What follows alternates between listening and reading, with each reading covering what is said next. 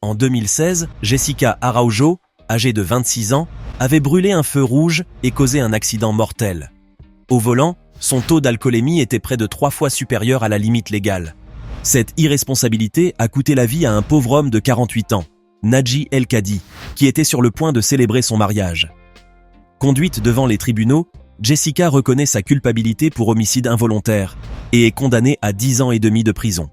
Comme Jessica, d'autres criminels voient passer leur jeunesse entre les murs d'une cellule avec des perspectives de libération lointaines, très lointaines.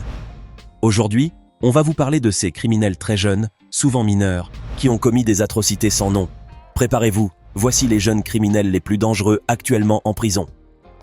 Le 19 janvier 2023, la ville de South Valley au Nouveau-Mexique a connu un tragique événement dont la communauté se souvient encore. Les faits qui se sont produits ce jour-là sont d'une horreur inimaginable. Une fusillade de masse perpétrée par un jeune homme de 15 ans, Nehemiah Griego, qui a froidement assassiné ses parents et 3 de ses frères et sœurs. Nehemiah Griego, le fils aîné, était pourtant un adolescent discret, au visage juvénile, mais en lui-même, il couvait des impulsions de violence effroyables, que personne n'avait vu venir. Tout s'est déclenché durant une nuit tranquille. Nehemiah, chez lui, pendant que tout le monde dort, s'arme d'un fusil d'assaut. Il tue sa mère d'abord vers minuit, puis son jeune frère, et enfin ses 2 sœurs qui partagèrent la même chambre et qui pleurèrent d'effroi. Son père travaillait la nuit pour un refuge de sans-abri et n'était donc pas à la maison. Que fait notre criminel insensé? Il l'attend paisiblement, et quand le père rentre chez lui, Nehemiah l'exécute aussitôt. Puis il s'est rendu à l'église, où il croise le pasteur à qui il dit que sa famille était morte, sans donner plus de détails. Le pasteur, de plus en plus soupçonneux, appelle alors la police. Lorsque la police intervient, l'assassin se confie, et même quelques mensonges à la vérité. Il prétend qu'il avait trouvé les armes dans le placard de son père, que celui-ci lui avait appris à tirer, et qu'il souffrait de pensées suicidaires. Mais la police découvrira rapidement que Nehemiah n'avait pas obéi à une pulsion irraisonnée et abominable. Loin de là, il a agi en toute connaissance de cause et avait même des projets encore plus sinistres, tuer davantage de monde et mourir dans une fusillade avec la police. L'arrestation de Nehemiah a mis fin à son plan macabre et a ouvert la voie à une longue procédure judiciaire, assez complexe, car le coupable était un mineur au moment des faits. Et la loi du Nouveau-Mexique stipule que les mineurs accusés de meurtre au premier degré doivent être jugés comme des adultes. Cependant, les mineurs ne peuvent être condamnés à mort ou à perpétuité, sans possibilité de libération conditionnelle. À cela s'ajoutent de sérieuses interrogations sur la santé mentale du coupable. À 22 ans, il a été condamné à la réclusion à perpétuité avec une possibilité de libération après 30 ans pour le meurtre de ses frères et sœurs et à 7 ans pour la mort de ses parents. Griego fait donc face à un long chemin en prison, avec l'espoir lointain d'une éventuelle liberté à l'âge de 52 ans. En tout cas, si l'on se fie aux paroles du coupable, le temps l'a assagi et lors de son audition, il a exprimé ses remords et ses souhaits de se racheter.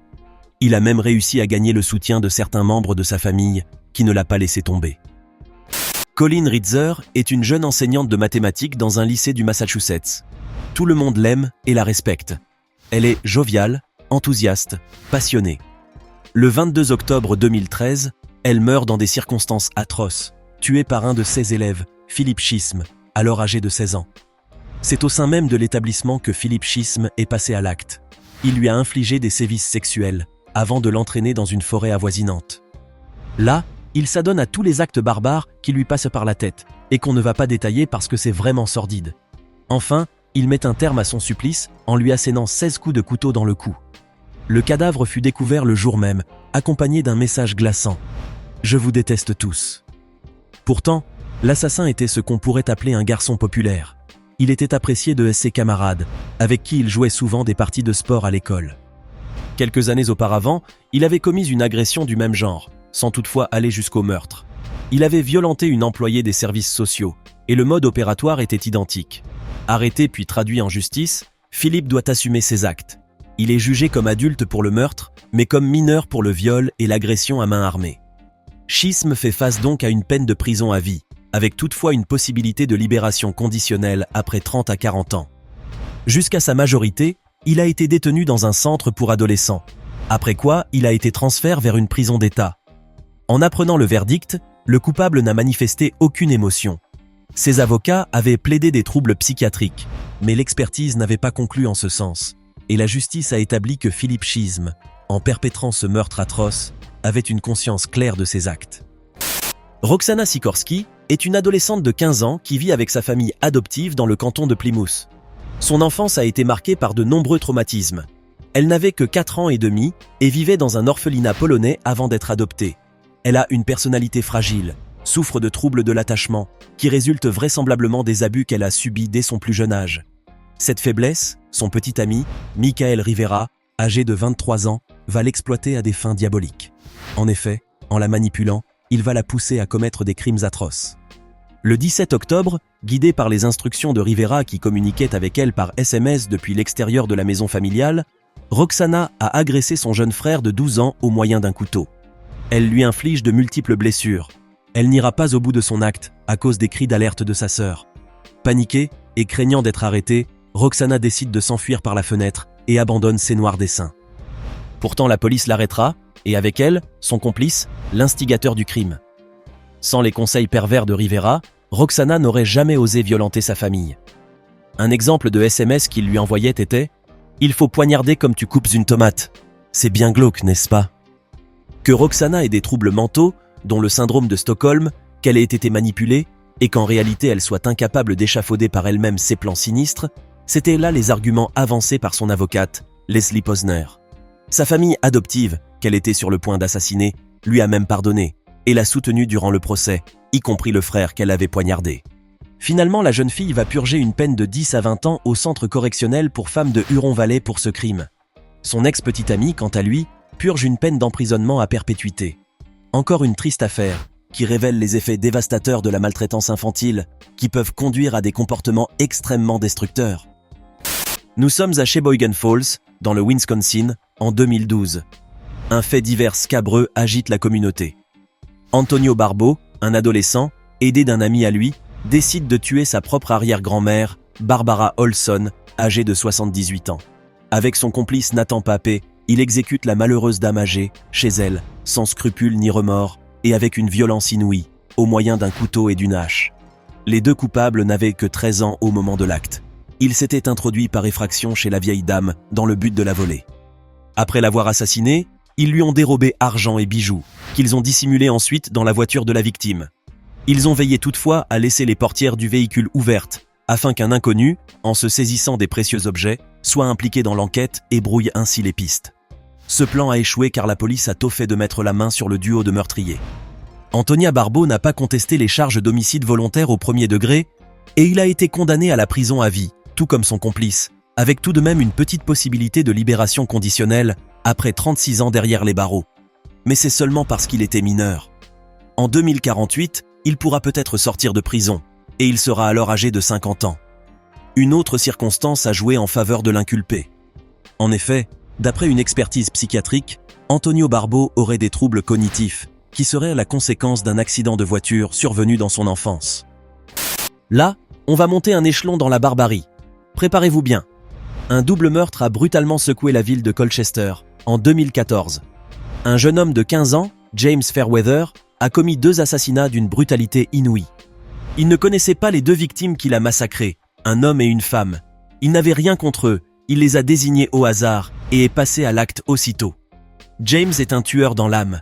Il idolâtre des figures criminelles notoires telles que le Yorkshire Ripper et Ted Bundy. Et l'atrocité de ses actes révèle l'espèce de fascination macabre que ces figures exercent sur lui. La première victime, James Hatfield, a été retrouvée dans un parc, le corps lardé de 102 coups de couteau. 3 mois plus tard, Naïd Almanea, une étudiante saoudienne marchant vers l'université, a subi le même sort tragique, poignardée cruellement, avec les yeux transpercés. James fait preuve d'une détermination glaciale et veut imiter les monstres qu'il admire. Il pense à faire plus de victimes. Il prend les précautions nécessaires, achète du matériel, des gants, des couteaux pliants, des sacs où enfouir les cadavres. Mais la police, après une laborieuse enquête, l'intercepte. Confronté à la justice, Fairweather a tenté d'alléger sa responsabilité en affirmant qu'il était possédé par le diable et qu'il avait entendu des voix qui le poussaient au crime. Est-ce vrai? Est-ce faux? Il a fallu plus de 8 heures d'audience pour que le jury tranche. D'après un expert psychiatrique, les hallucinations décrites par le criminel ne sont pas véridiques et ressemblent trop à une scène d'un film d'horreur connu. Il est unanimement reconnu coupable et est condamné à une peine de détention d'au moins 27 ans, mais adaptée à son statut de mineur. Il est incarcéré dans un hôpital psychiatrique sécurisé. Ce n'est pas exagéré que de dire que la ville de Colchester était traumatisée par ces événements. Des milliers d'alarmes personnelles ont été distribuées aux habitants. La présence policière s'est multipliée. Les mesures de réassurance du public se sont chiffrées à plusieurs millions de livres sterling, et l'enquête elle-même a coûté un bras. Dans un même registre, mais cette fois en Oklahoma, deux frères, Michael et Robert Beaver, ont un même rêve. Devenir célèbres, mais pas de n'importe quelle manière. Ils veulent terroriser la population et être reconnus comme des criminels féroces et impitoyables. Pour commencer à acquérir leur notoriété macabre, ils décident de massacrer leurs proches. La nuit du 22 juillet 2015 marque le début de cette tragédie. Armés de couteaux, les frères Beaver ont méticuleusement planifié l'assassinat de 7 membres de leur propre famille dans l'intention de commencer une série de meurtres pour atteindre le nombre de victimes le plus élevé possible.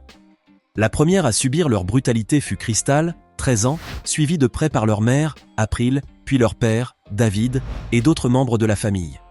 Le flot de violence s'arrête avec l'intervention de la police. Les deux frères, dans leurs expressions et leur langage, manifestent un calme troublant, une absence totale de remords. Ils ont des rires sardoniques et se moquent des forces de l'ordre. Sans cette arrestation, ils auraient perpétré des tueries de masse dans les écoles, incendié des cinémas et des restaurants, posé des bombes dans un hôpital. Bref, ces deux frères n'ont rien d'humain, et ce sont sûrement les criminels les plus dangereux du monde. Au tribunal, ils ont été condamnés aux peines maximales. Robert Beaver, l'aîné, est condamné à la peine de prison à vie sans possibilité de libération conditionnelle, tout comme Michael. La prison ne les effraie pas, c'est même une des choses qui les attirait.